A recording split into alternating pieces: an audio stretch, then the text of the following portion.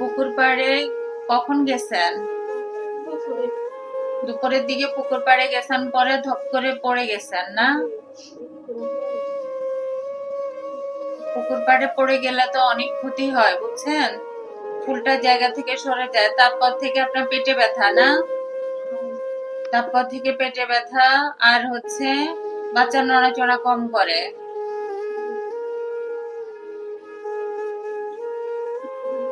পানি আল্লাহর রহমতে হচ্ছে ভালো আছে, কিন্তু পানিটা একটু ঘোলা আছে। আর পুকুর পাড়ে পড়ে গেলে যে সমস্যাটা হয় যে ফুলটা জায়গা থেকে সরে যায়। কথা বুঝছেন? ফুলের ভিতরে হচ্ছে একটু একটু রক্তক্ষরণ হয়েছে, কিন্তু পুরাপুরি ফুলটা সরে যায় নাই।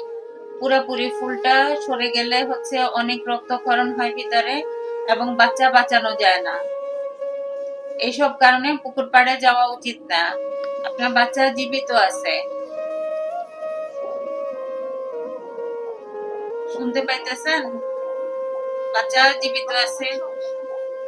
না, বাচ্চা জীবিত আছে, জীবিত আছে মানে হচ্ছে সমস্যা দেখা যাচ্ছে না, ঠিক আছে? কিন্তু ফুলটা ভিতরে কিছু রক্তক্ষরণ আছে। ওই যে পড়ে গেছেন, ব্যথা পাইছেন, ওই জন্য। পানি ভালো আছে, বাচ্চা জীবিত আছে। আর পুকুর পাড়ে যাবেন না। কলের পানি গরম করে গোসল করবেন, টয়লেটে কলের পানি ব্যবহার করবেন, অন্য কোনো কাজেও পুকুর পাড়ে যাওয়া উচিত না।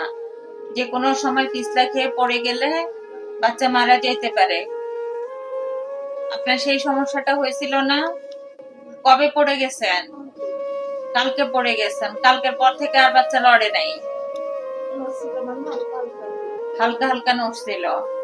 কারো কারো এরকম হয় যে ফুলটা জায়গা থেকে পুরাই হচ্ছে সরে যায়, এবং এতে করে প্রচুর রক্তক্ষরণ হয়। অনেক সময় রক্ত দেখা যায় না, কোনো কোনো সময় রক্ত দেখা যায়। রক্ত দেখা গেলে তো বোঝা যায়।